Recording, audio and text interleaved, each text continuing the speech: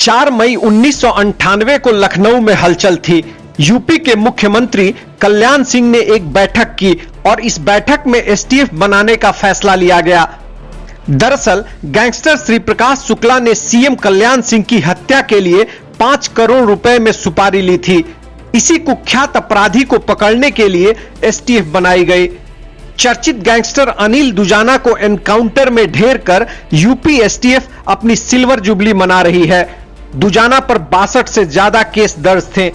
इनमें से 18 तो करीब मर्डर के थे। इसके अलावा रंगदारी, लूटपाट, जमीन पर कब्जा छुड़वाना और आर्म्स एक्ट के मामले भी थे। उस पर रासुका और गैंगस्टर एक्ट भी लग चुका था। गैंगस्टर सुंदर भाटी पर वह AK-47 से हमले का आरोपी था। ग्रेटर नोएडा के बादलपुर का दुजाना गांव कभी कुख्यात सुंदर नागर उर्फ सुंदर डाकू के नाम से जाना जाता था। 70 और 80 के दशक में सुंदर का दिल्ली एनसीआर में खौफ था। उसने तत्कालीन प्रधानमंत्री इंदिरा गांधी तक को जान से मारने की धमकी दे दी थी। अनिल नागर उर्फ अनिल दुजाना इसी दुजाना गांव का है। उस पर साल 2002 में पहला मामला गाजियाबाद के कविनगर थाने में हत्या का दर्ज हुआ था। दुजाना पर गाजियाबाद के हरबीर पहलवान की हत्या का आरोप था। फरवरी 2019 में दुजाना तब चर्चा में आया जब गौतम बुद्ध नगर की जिला अदालत में पेशी के दौरान ही उसने सगाई कर ली। यह तस्वीर और खबर मीडिया में तेजी से वायरल हुई। वह फरवरी 2021 को जमानत पर बाहर आया और पूजा से शादी कर ली। यूपी पुलिस की जांच में आया था कि दुजाना की पत्नी पूजा के पिता लीलू का बागपत में जमीन को लेकर विवाद चल रहा था। इस तरह के विवाद से निपटने के लिए ही लीलू ने अपनी बेटी की शादी दुजाना से की।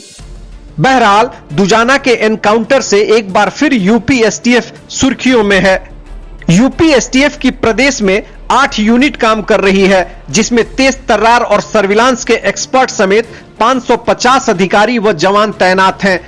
एसटीएफ पिछले 6 साल में 184 एनकाउंटर कर चुकी है। यूपी में एसटीएफ का डर माफिया में इस कदर है कि वे जेल से बाहर नहीं निकलना चाहते हैं। इस समय एसटीएफ की कमान एडीजी अमिताभ यस के हाथ में है। 13 अप्रैल 2023 को एसटीएफ ने झांसी में अतीक के बेटे असद और शूटर गुलाम को मार गिराया था। इन दोनों पर 5-5 लाख रुपए का इनाम था। प्रयागराज में उमेश पाल हत्याकांड को अंजाम देने के दोनों आरोपियों ने एसटीएफ पर फायरिंग कर दी थी।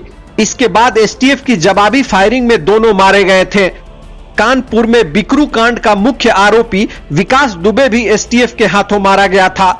दरअसल 2 जुलाई 2020 को पुलिस बिकरू गांव में विकास दुबे को पकड़ने गई थी, मगर विकास दुबे ने अपने गैंग के साथ और पूरी योजना के तहत पुलिस कर्मियों पर गोलियां बरसा दी थी। इस हमले में पुलिस के बड़े अधिकारी समेत 8 पुलिसकर्मी शहीद हो गए थे।